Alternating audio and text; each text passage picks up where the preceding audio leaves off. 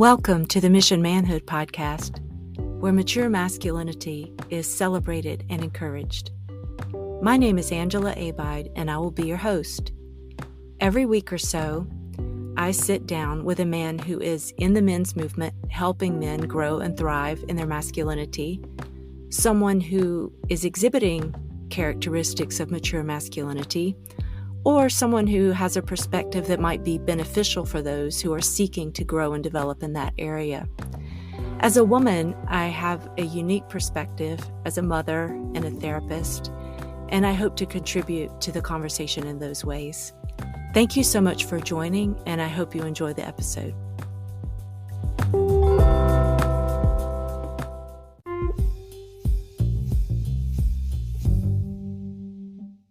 Hey, I'm glad you're here. A few months ago, I was attending a community event and I met a young man and told him about this podcast. And he asked me before we went our separate ways, what do you think the biggest problem with masculinity is? And that question caught me off guard. And even though I've done a lot of thinking about this in relation to masculine and feminine relationships, I didn't really have an answer for him at that time and probably mumbled something about culture or society. But in my bio on Instagram, I say I help men understand the divine dance of the masculine and feminine so they can heal, grow, and lead. And when I really think about that, the divine dance, the culmination or the peak of that expression is sex. And when I spend time thinking about that, it makes me realize that one of the biggest problems in the masculine and feminine dance is our attitude towards sex and how we relate to others in that way. And in my practice, I see that there are a lot of frustrated younger men and a lot of frustrated husbands. Younger men sometimes find it difficult to find a partner to have sex with, and men in relationships or in marriage sometimes have a hard time engaging their partner in sexual activity or sexual expression. So when I break that down a little bit, what I'm finding is more and more evidence that pornography is a culprit. And just recently, I did a post that said porn is pervasive, it's predatory, and it's parasitic. And what I mean by pervasive is it's just everywhere and it's really difficult to escape from. What I mean by predatory is even if you're trying to avoid it, even if you're trying to get away from it, even if you're trying to set up firewalls or boundaries in your life, there's something on the other side trying just as hard to break through those. The last thing is it's parasitic and it gets inside of you and it alters your brain chemistry. It becomes an addiction that your body is telling you, your body and mind is believing that it needs more in order to be okay. And the industry itself, just like a true parasite, is oblivious to the health and well-being of the host. And this leads me to the question of why. Why is it so important? Why is it so important to have so many people captured? What I've come to understand in most areas that I can drive myself crazy trying to figure out the why. And right now, there seems to be so many things to wonder about, to be labeled a conspiracy theorist over. But what I will say is, just like I say with the other things, money is enough. If it is true that money is the root of all evil, then whoever's making money off of this doesn't care about your health and well-being. Because porn is so accessible and so accepted, it's really hard to even realize that there may be a problem with it. When I was a kid growing up in the South, casseroles and fried foods and chips, Pop-Tarts, cereal, that was the standard diet. And so when I became an adult, I didn't see a whole lot of reason to change that. As long as I controlled the amount of food I was eating, I didn't seem to have a weight problem. I think we're conditioned to believe that that's the sort of gold standard. If you're able to fit in your clothes, then what you're eating is probably not a problem. Although I knew that there were people out there talking about sugar and carbs and empty calories, there was a part of me that really didn't even want to know it, because I liked the food that I ate and also because it was just super convenient. I didn't want to know because it would be an inconvenience, and because I would have to give up something, I'd have to make a sacrifice. But when my child became really ill and was told that he needed to become gluten-free, we had to change everything. Just to be in solidarity with him, I decided that in his presence, I would be gluten-free. I would eat the same diet he ate so that he would not feel so isolated and different. But my idea was that when I was out on my own, or if I was having lunch with a friend and he wasn't around, I could have a sandwich or pasta or whatever other foods that I was used to eating. I could enjoy them outside of his presence. But what happened was I started to feel so much better, and the brain fog that I'd had for years, especially in the afternoon, seemed to be greatly diminished. Minor aches and pains. I always had a problem with my hip, the sciatica pain, and that seemed to alleviate. And what I came to understand through his illness and through this experiment is that it's likely that gluten was causing a lot of inflammation in my body. And it had really adverse effects on my brain. I couldn't think clearly. And I didn't realize how much I had been affected by my food choices. I didn't realize how diminished my capacity to think was. My health was diminished. And so just by making some minor changes, I started to feel so much better and to operate more efficiently. But still, I was kind of resentful when Christmas came around or Thanksgiving came around and I had to change everything. I mean, it was almost like grief, as crazy as that sounds. I was sad that I couldn't make those old recipes. And when I would try to make substitutions, it wouldn't taste right. So I just eliminated some of those foods and picked new foods. But what I can tell you now is, to me, the sacrifice is worth it because I feel so much better and I operate at such a higher level. For almost 2 weeks, I've been in Georgia and I haven't been as diligent on my diet, and I've slipped up a lot, and I've eaten some fried foods, and I've eaten a piece of pizza or had the slice of cake and have just gotten really sloppy. And the other day, I just realized I just hit a wall and I'm much more emotional than I usually am. And I don't feel well and I'm dragging. And I notice in the middle of a conversation, I'll lose my train of thought and I'm foggy and I can't remember. So I know it has a definite adverse effect on me.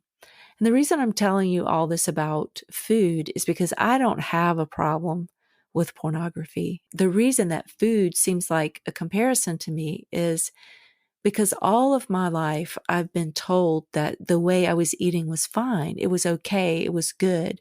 And if I followed the recommendations of the government, I was doing okay, eating all the carbs. And, I was under the programming that sugary cereal was part of a healthy diet. So now every time I go to the grocery store, the first things that I'm confronted with are all those terrible additive, empty calorie, saturated fat, seed oil foods that cause me so much problems. I'm surrounded by that. To be healthy and to maintain my health as it pertains to food, I really have to go to the perimeter. And even then, I have to be very diligent and make a lot of sacrifices so that I can enjoy good health. And I believe that's the same with pornography. We live in a world where it's so accessible. It's everywhere. It's everywhere you look. Everything is sexualized. And it's so normalized. Everyone you know probably uses porn to some degree. And it's not looked down on as something bad or wrong anymore, except in certain religious circles. And even then, because it's so accessible, it wouldn't surprise me to find out that a lot of people that even stand on their moral soapbox are secretly engaging in pornography. It's just too easy and it's too delicious, just like the chips and just like the candy is too delicious to resist. The thing that it boils down to really for me is I have to decide with food that I don't want to be a zombie. I don't want to be someone who can't enjoy life fully because of the fuel that I'm putting into my body. And when I look at the dance between the masculine and feminine, pornography is a huge factor. I think it diminishes the ability and the capacity for real men to have a relationship with real women. Men are captured. You've been captured, and it's like the sailors on the ships, and they would pass by the sirens on the rocks. They couldn't resist the beautiful songs of the sirens, and so they would steer the ship over, and the ship would be destroyed by the rocks and they would die. I believe that porn is the same. It's hard to resist the visual stimulation. It's hard to resist that, and it's so prevalent. And in the last couple of episodes of the Mission Manhood podcast, one was episode 38 with Jonathan Corey. I got into a little bit about how when my kids were young, I realized that I lost the battle. I realized that the predators coming through the firewall were stronger and smarter. I realized that my kids are smarter than me when it comes to electronics. Even if I did all the right things as far as protecting them on the computer or maybe restricting them from having phones that would connect to Wi-Fi, at some point they would figure out a way around that. In episode 39, I talked to Drew Birch of Bust a Rut Today, and he helps men with addiction, but one of the things he focuses on is pornography because it's so prevalent in our society today. And we talked about in both episodes how a man has to be really, really intentional to overcome this. My next episode is an interview with Jessica Garner, and I met her on TikTok. She has a lot of great content on true intimacy and how pornography has programmed people to be terrible lovers. We talk about why there's a lot of confusion and frustration and how it creates false expectations in real relationships. When sex is cheap and easy, whether that's you finding someone who readily agrees to have sexual relations with you, or if it's just cheap and easy in the sense that anytime you go to your room or your bathroom or your closet or whatever, you can pleasure yourself. When it's cheap and easy, it strips the will to try. It's a thief. It takes your vitality away from you. I think in the natural order of things, men are chasing women. They are wondering, what would it take for me, for this woman to agree to have sex with me? It also robs relationships of desire, because if a man approaches a woman for sex and she's not interested, or it's not the right time, or for whatever reason says no, he has the backup of pornography. And what that really does is it dilutes desire. In the past, when a man may be burning with desire for a woman, he would give up. He would continue the chase. He would want to know what it would take to be with her. In relationships between men and women, that vitality is stripped away. A lot of people starting to understand the negative effects of pornography are helping, and there are brotherhoods created around people who are very intentional in trying to abstain or curtail the influence of pornography in their life. back to the food analogy, I remember not wanting to see. I knew that the food I was consuming was unhealthy, but it was going to take a lot for me to make a change. I was first going to have to acknowledge that it was a problem. I was then going to have to figure out what I could do differently. It was going to be a big inconvenience for me to do something different. It was going to take planning. It was going to take me educating myself. It was going to take me throwing away food that I had in my house. It was going to cause me to have to move away from cheap and easy. And it was going to make me be really intentional to have to prepare and plan. But just like with food, I can feel the life returning to me when I make good choices. I feel healthier. I feel more clear in my mind. My body feels better.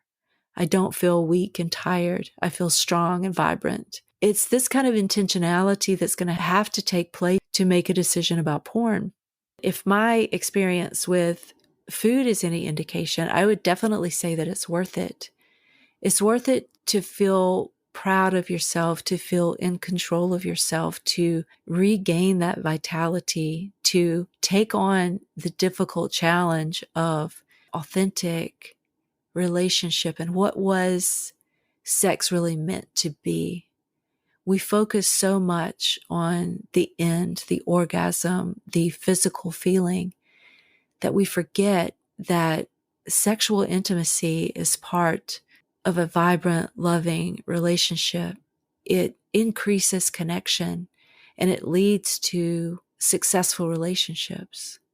2 weeks from now, I hope to bring you an episode where we go more into societal expectations, how we've been programmed to do sex or expect sex or engage in sex, and how we can rewrite that and understand what it is that we need and understand the true, deeper purpose of sexual relations and the benefits of true intimacy at that level. I hope this helps you understand where I'm coming from, where we're going, and what I'm hoping to accomplish by opening up these discussions about sex and intimacy and pornography. And as always, I hope that if this triggers a question for you, if you're curious about something, if there's something that you don't understand, that you would send that to me at angelaabide.com, or you can leave me a message on Instagram at Mission Manhood. It really helps to inform the direction of the show. I would love to answer your questions, and I would love for you to be a part of this.